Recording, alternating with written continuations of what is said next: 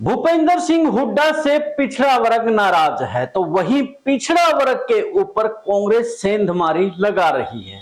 पिछड़ा वर्ग को मनाने के लिए जहां जातिगत जनगणना के साथ में और भी लुभावनी बात कांग्रेस कर रही है। भाजपा जहां हिंदुत्व के नाम पर अपना वोट बैंक शिफ्ट किए हुए है, उसी वोट बैंक को खदेड़ने के लिए काट के तौर पर ओबीसी जातिगत जनगणना लेकर के आई है और ओबीसी के हकों की बात कही जा रही है। चाहे वो महिला आरक्षण के दौरान की बात हो, चाहे ओबीसी को लेकर के और तमाम बातें हो, वहां पर कांग्रेस ने ओबीसी की पैरवी की है।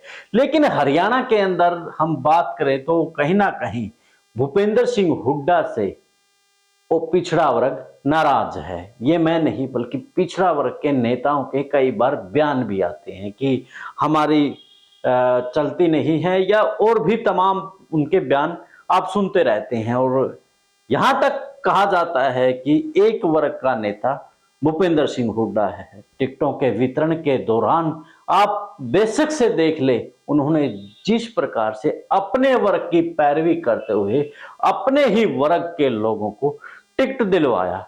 क्या ये वाकई सच है?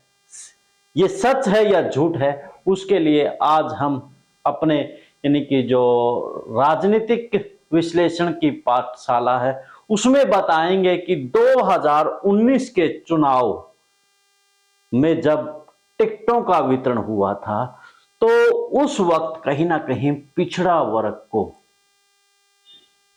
देखा, उसकी अनदेखी की गई थी।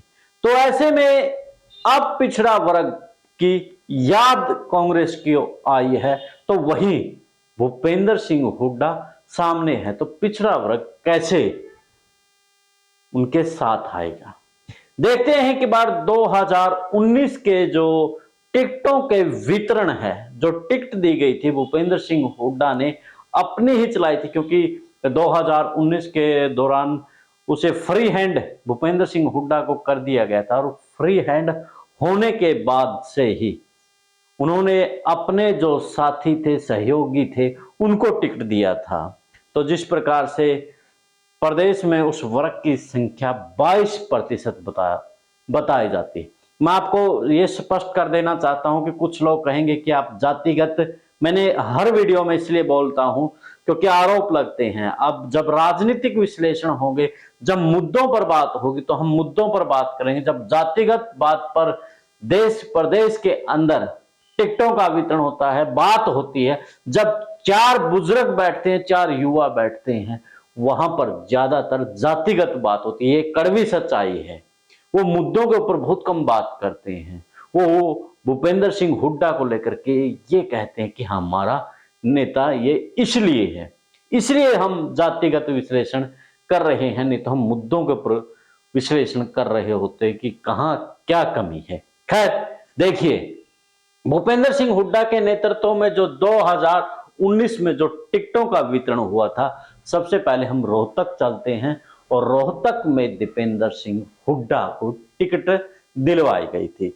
तो वहीं सोनीपत से भूपेंद्र सिंह हुड्डा पिता और पुत्र दोनों चुनावी मैदान में थे, जिसको लेकर के आज एसआर के ग्रुप द्वारा पिछले दिनों जो मुहिम चलाई गई, जो आंदोलन चलाया गया, पिता पुत्र की नहीं चलेगी, लेकिन 2019 से पहले भी हुड्डा की ही चलती आई है। तो इसलिए दोनों टिकटों पर, रोहतक और सोनीपत पर, उनका ही कब्जा था। इसके बाद बात करें कुरुक्षेत्र से निर्मल सिंह भी भूपेंद्र सिंह हुड्डा का खासम खास बताया जाता है। तो वहीं भिवानी से श्रुति चौधरी, इनके 22% के ऊपर 4 टिकटों का वितरण हुआ था। चलते हैं करनाल से कुलदीप शर्मा को टिकट दी गई थी, तो हिसार से भव्य विष्णु, जो कि दोनों जनरल से आते हैं। इसके बाद पिछड़ा वर्ग से गुड़गांव में कैप्टन अजय यादव को टिकट दी गई थी और फरीदाबाद से ललित नागर को, यानी कि 2 ही सीटों पर दी गई, जबकि पिछड़ा वर्ग की जो संख्या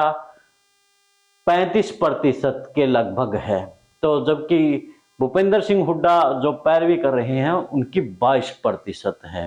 तो अंबाला और सिरसा जो कि अनुसूचित वर्ग से है, अंबाला से कुमारी शैलजा को और सिरसा से अशोक तंवर को टिकट दी गई थी। अशोक तंवर के बीच में लोकसभा चुनाव के बाद आपस में दिल्ली में टकराव हुआ था। उस टकराव के बाद अशोक तंवर ने कांग्रेस पार्टी को छोड़ दी थी। उसके बाद उन्होंने खुद की पार्टी बनाई, फिर वो टीएमसी में चले गए, आजकल वो आम आदमी पार्टी में है। खैर, वो एक अलग विषय है। तो जिस प्रकार से पिछड़ा वर्ग में जो 35 वर्ग है, तो जिसमें 35 वर्ग में भी दो कैटेगरी बनाई गई है, जिसमें एक अति पिछड़ा वर्ग है, एक अन्य पिछड़ा वर्ग है। जो अति पिछड़ा वर्ग है उसकी संख्या 20% के लगभग है, तो वही अन्य पिछड़ा वर्ग की 15% के लगभग है। तो टोटल ये जो 35% है, जो मैं ये बता रहा हूं कि जो गुड़गांव की जो सीट है अजय यादव की, ये अन्य पिछड़ा वर्ग 15% में आती है। यानी कि जो अति पिछड़ा वर्ग जिसकी संख्या 20% है, उनकी नाराजगी क्या वाकई में सही है, वाजिब है? उनकी अनदेखी जिस प्रकार से हुई, देखे हालात, कितने विधायक हैं, कितने क्या कुछ है, वो एक अलग विषय है। लेकिन फिलहाल हमने ये चार्ट इसलिए बनाया ताकि आपको दिखा सकें कि 2024 के चुनाव को लेकर के जो कांग्रेस ने रणनीति बनाई है, उस रणनीति में कांग्रेस कैसे सफल होगी जब सामने उनके, जिसको पिछड़ा वर्ग ये मानता है कि हमारा हितैषी नहीं है, अगर वो सामने होगा तो पिछड़ा वर्ग की कांग्रेस कैसे करेगी बात।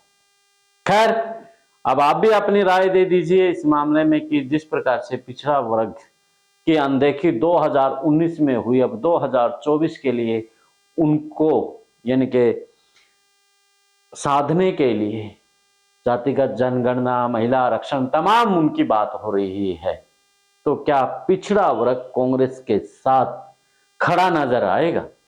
आपकी राय कमेंट्स बॉक्स में आप जरूर दें। देश और प्रदेश की खबरों के लिए हमारे साथ जुड़े रहें। मिलते हैं एक नए वीडियो में एक नए मुद्दे और विश्लेषण के साथ।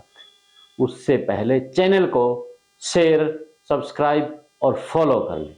मुझे दें इजाजत। जिंदाबाद।